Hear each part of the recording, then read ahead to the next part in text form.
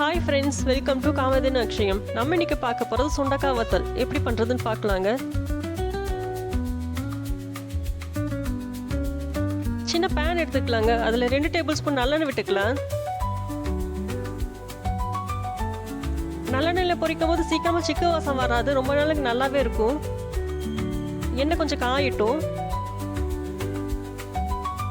எண்ணெய் காஞ்சிருச்சுங்க. நம்ம சுண்டை வத்தலை சேர்த்துடலாம். ஸ்டவ் மீடியம் ஃப்ளேம்லேயே இருக்கட்டுங்க, இல்லைன்னா கரிஞ்சிரும். சுண்டைக்காயில் அதிக அளவு இரும்புச்சத்து இருக்குங்க. நம்ம தினமும் சுண்டைக்காய் செஞ்சு சாப்பிட முடியாது. இது மாதிரி சுண்டை வத்தல் செஞ்சு வச்சுட்டோம்னா எந்த சாப்பாட்டுக்கும் வச்சு சாப்பிட்டுக்கலாம். பருப்பு சாதம், தயிர் சாதம் எல்லாத்துக்குமே வச்சு சாப்பிடலாம்.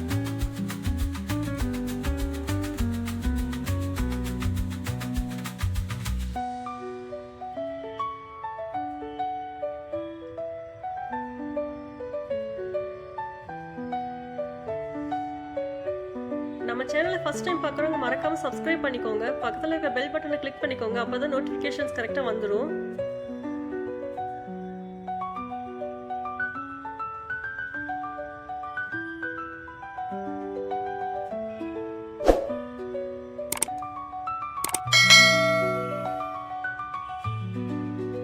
ரெண்டு நிமிஷம் மீடியம் ஃப்ளேம்லேயே இருக்கட்டும். ஹை ஃப்ளேமில் வச்சிட்டோம்னா கரிஞ்சிரும்.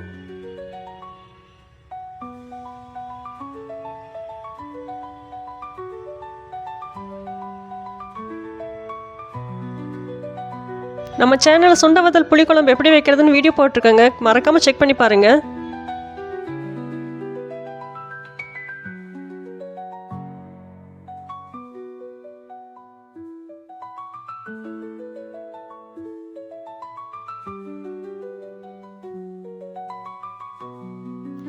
நல்லா டார்க் ப்ரௌன் கலரில் ஆயிடுச்சுங்க. போதும், ஸ்டவ் ஆஃப் பண்ணிடலாம்.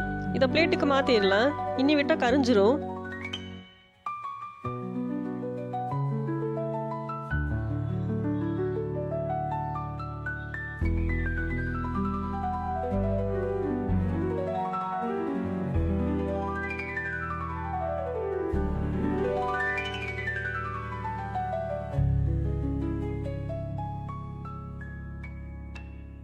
நல்லா ஆறுனதுக்கப்புறம் ஒரு ஏர்டைட் கண்டெய்னரில் போட்டு வச்சுட்டா நல்லா இருக்குங்க.